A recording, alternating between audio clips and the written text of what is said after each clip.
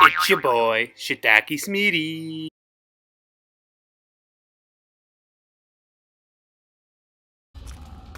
Alright, let me start this video with saying a lot of the information that this is going to be based off of is from CallOfDuty.com, their Intel barge that was posted on August 8th.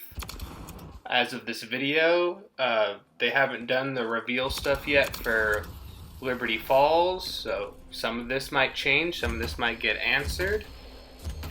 They immediately start with saying that this is going to be round-based zombies coming. They specifically say purely focus on round-based zombies. I don't know if that means they're not going to do the outbreak mode from Cold War again. I hope not. I know Modern Warfare 3 didn't have a round-based mode. I didn't get Modern Warfare 3 because of that. The game's going to have 2 maps on release. Terminus, which is like this island in the Philippine Sea, and Liberty Falls in West Virginia. I actually live in West Virginia, so I'm pretty excited about that. A big thing, which I think Fallout 76 did right about West Virginia, is they included a lot of the folklore into the designs of the monsters in that game. I hope maybe there's like sub-zombie types that are based off of like the Mothman or the Wendigo or Sasquatch. That would be really cool. I know they said they're doing the jet gun again, and I've seen some people online talking about how the church from it looks like the church from Buried, so it's taking Black Ops 2 vibes. I'm reading here that they're bringing back the salvage system, but this time there's only going to be 1 instead of 2. I liked the salvage, but my one problem with it is that you needed like depth perception to get even more than you normally would, and it made getting that perk like mandatory in the beginning. It was just slightly annoying. It's not like it was a bad thing. So I'm kind of curious to see how they're going to do it this time. I'm reading here that it says apparently for certain doors, you can pay for half of the unlocking cost and then another teammate can pay the other half.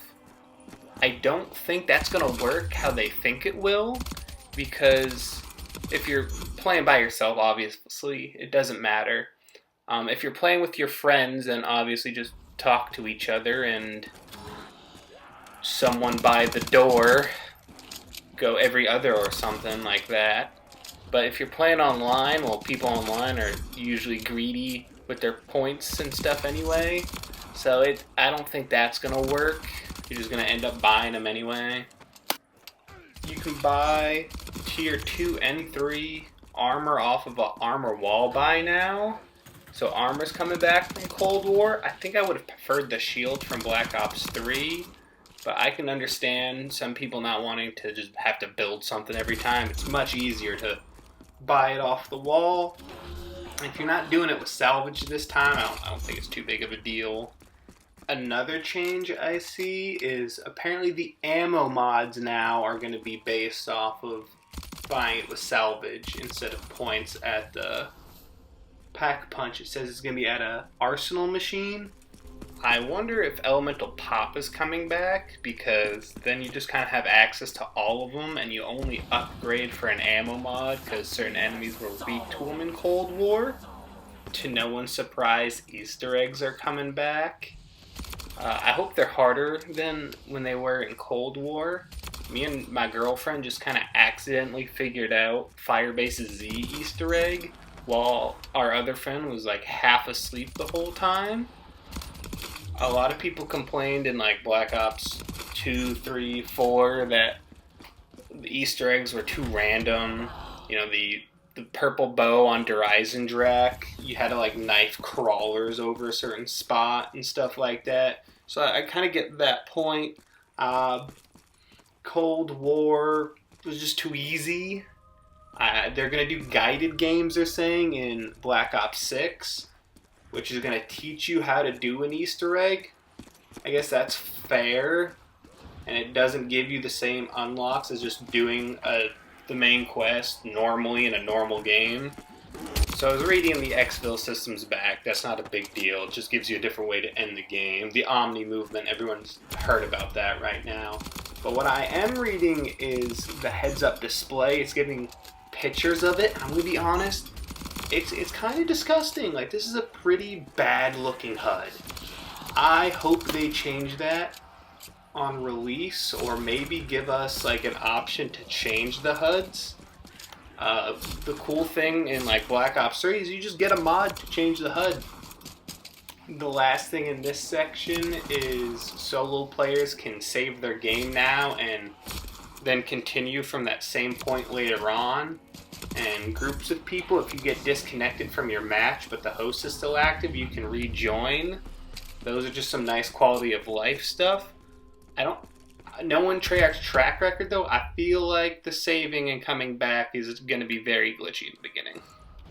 Treyarch is going to give each perk, ammo mod, and a field upgrade a research path, which you can unlock 6 augments per item, 3 minor and 3 major. You'll get to choose 1 minor and 1 major upgrade at a time. This sounds a similar thing they did with Cold War, how you could upgrade all your perks and stuff like that. My only issue is they did this weird thing where they're like, oh, the Gobblegums are too OP in Black Ops 3. But the worst things was like Perkaholic, which you can already do in Cold War, and like shopping free, which is just buying doors. In Cold War, how do you like, oh yeah, you can sacrifice all your armor to have 1 HP left instead of just dying on Jug. Like, you got a free way to not die on top of the self-revive. And you could just build more self-revives indefinitely, unlike Quick Revive, which only revived you 3 times. It was weird. The field upgrades, you could just revive everyone on the map without even being near them. Ring of Fire had you doing a bajillion damage and deleting mini-boss zombies with a pistol. As I'm editing this, I'm kind of like noticing it makes it sound like I hate Cold War. I don't. My only issue with Cold War is maybe some of the guns were a little boring when pack-a-punched. They got rid of Mustang and Sally and replaced them with Pain and Suffering, which is just normal laser pistols. And their maps are boring. They didn't have good maps in Cold War. That's my only 2 issues, so please don't think I hate Cold War.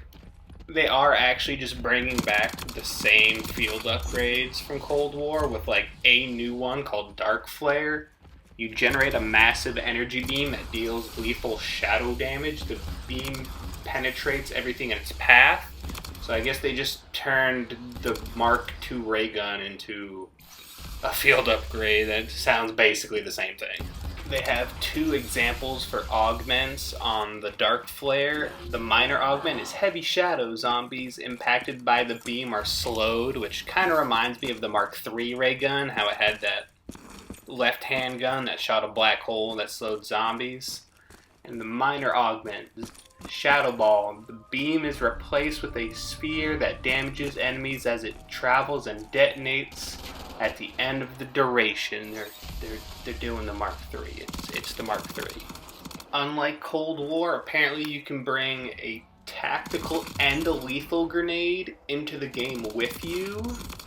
And it's the stuff you expect, like the concussion, the stim shot, the decoy, the shock charge, the fucking black hole grenade that's just the Gersh device, but they don't want to call a Gersh device.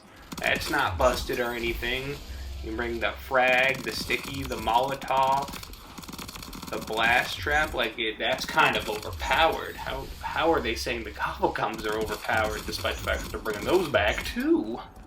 They're doing the crafting table again with the self-revive, because again, not overpowered. The RCXD, the sentry gun, and the way you can just turn into a mangler now. You just inject shit into your veins and you turn into a mangler. That's how manglers work. I thought it was a robot suit. I know I've brought the Gobblegums up several times already, but I just got to their section in this, and they're doing rare, epic, legendary, ultra, and whimsical, which I also feel like ultra should be under legendary, but that doesn't matter. The rare ones include shields up, your armor is twice as strong for 3 minutes, and killjoy that spawn insta-kill power-ups. That feels pretty basic. Epic Gobblegum examples include fire free, firing a weapon consumes no ammo for the next 60 seconds. I feel like that should just be a drop, like an insta-kill or a max ammo. I think, didn't Advanced Warfare do that? I kind of liked when Advanced Warfare did that. Soda Fountain, the next perk purchase, gives an additional random perk. Legendary examples include Phoenix Up, revive all teammates, which is stupid because they're doing a field upgrade that already does that. Wall-to-wall clearance, wall buys cost 10 essence. There's no wall buys that aren't that expensive unless they're adding them to the game. Oh yeah, bro, I'm just gonna buy that M16 off the wall for 10 instead of 1200. It's not that big of a difference. That should not be legendary. Perkaholic is an ultra gobblegum, but I don't know if they're doing the Cold War system where you can just buy all the perks anyway. They just get a little more expensive. And Wonder Bar. The next gun from the mystery box will be a wonder weapon. Alright, that's pretty busted. I actually like that. It's pretty busted.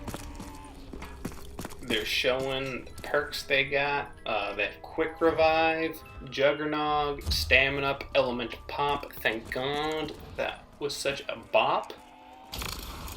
Deadshot Daiquiri, Speed Cola, PhD Flopper. I guess they're bringing it back from Slider. And Melee Macchiato. Let me find out what that does. Replace gun butt with a deadly punch that sends enemies flying. They made a perk that's basically the Bowie knife. That's great. I love that. PhD Flopper seems to be like the old way it was in Black Ops 1 and 2. Immunity to all self-inflicted damage and status effects, i.e. explosions. Dive to prone triggers an explosion which increases the higher you fall. Immunity from fall damage while diving to prone. I think that's very significant because it specifies to prone. Wasn't it Stamina Up in Cold War had an upgrade where you just took 0 fall damage? Doesn't include that in the thing here. We'll see what happens in the actual game. Maybe that'll just be a minor or major augment for one of the 2 perks. The examples for augments for Melee Macchiato are the minor augment, melee kills reload a portion of your held weapon. I can't see that being too huge. I guess that's why it's the minor one. And the major augment is vampirism.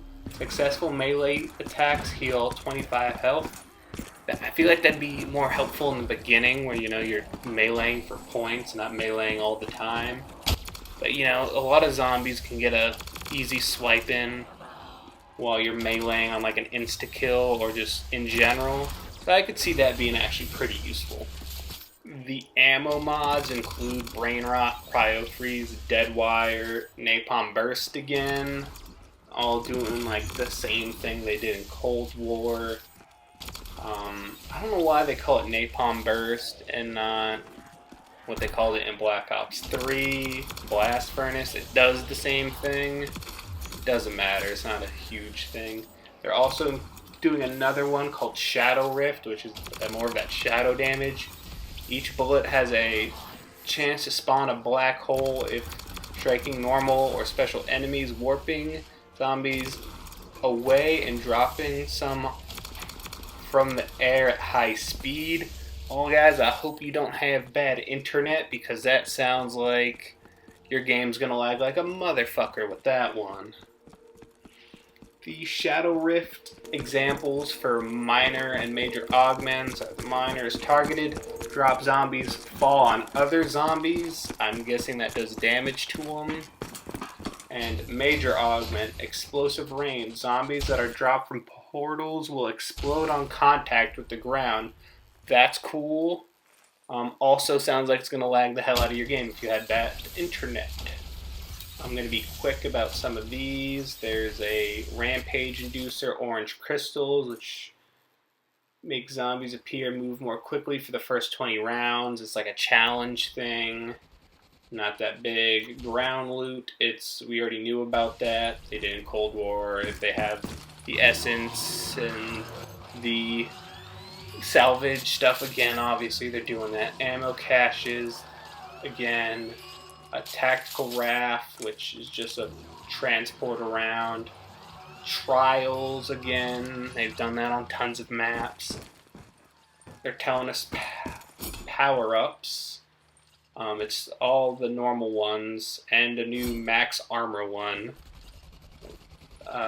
Maybe the max armor will be useful. I doubt it because zombies already drop armor on the ground.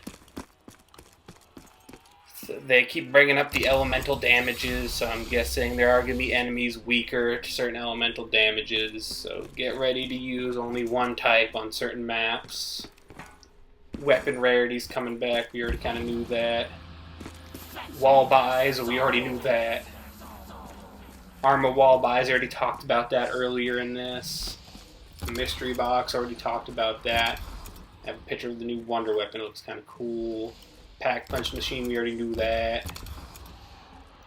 There's going to be 3 levels, I think each of them have their own pack punch skin. It's a nice looking pack punch skin. I'm not crazy about it. They've done cooler. They've also done a lot worse, so I'm not holding that against them. Please don't think I am. And wonder weapons. Beam Smasher. Visually, the Beam Smasher is comparable in size and shape to a light machine gun and features a single barrel emitting a supercharged and incredibly damaging etheric beam. Stupid fucking jargon. It shoots lasers. Big laser. Has 2 firing modes. Big laser primary mode and secondary sound wave mode. Oh boy, a dual mode kind of gun, like the Mark III. They're just doing the Mark III again. Although with the secondary mode, it says that entities that are affected by it are more easily damaged by both the primary mode and conventional firepower. So I guess it's a way to buff teammates while you're using. That's cool. I don't think there's too many wonder weapons that did that. You know, like the VR-11 in Call of the Dead helped teammates and stuff like that. I know the KT-4 from Zetsubo no Shima could buff you if you killed a Shrek and then breathed the fungus. You'd run faster, stuff like that. This section seems just to be talking about the zombies. You got the normal bipedal walkers. You got zombies, armored zombies, heavy zombies, which is just zombies with more armor. The coolie vermin, is this weird spider thing that, deattaches from a host. That's cool. They have, flying parasites, kind of like the bees from Black Ops 3. Manglers again. I guess that makes sense considering you can wear a mangler suit that you just inject into your veins. I don't even know how to pronounce this one. Some body horror thing that looks cool. These are just for the one map. These aren't for Liberty Falls. I'm excited to know what Liberty Falls is, actually. Kind of looking at these, they do seem interesting. So maybe they'll have something unique and Mothmanish on Liberty Falls. Here's to hoping for that. High round hordes obviously get more difficult as they go on. Oh, and it says here, they kind of stuck this in. Treyarch has limited the number of self-revive purchases to 3 a match. That's cool. That's how it used to be in old zombies, all the way back from World at War. They have some giant tentacles coming out of the water. I wonder if that's going to be a boss zombie. Venture off the main island into the water at your own risk. Run into these tentacles. Alright, I want to see how that plays out. I hope it's not like the denizens in Transit that, you went off the main path and you just got your face beaten up by them. They were such an annoying mechanic. even though they were necessary to transit actually functioning right, because there's too much map to load. And other than those zombies, it just kind of talks about some traps. There's going to be a giant void cannon. Imagine something off of like a battleship that's shooting purple fart lasers. Overall, I'm excited for Black Ops 6 Zombies. Back in Cold War, when it first came out, I said it had a lot of potential. I don't think it lived up to it with how bad some of the maps, or boring, because not all of them were really bad. It has a chance to do a lot of new interesting things.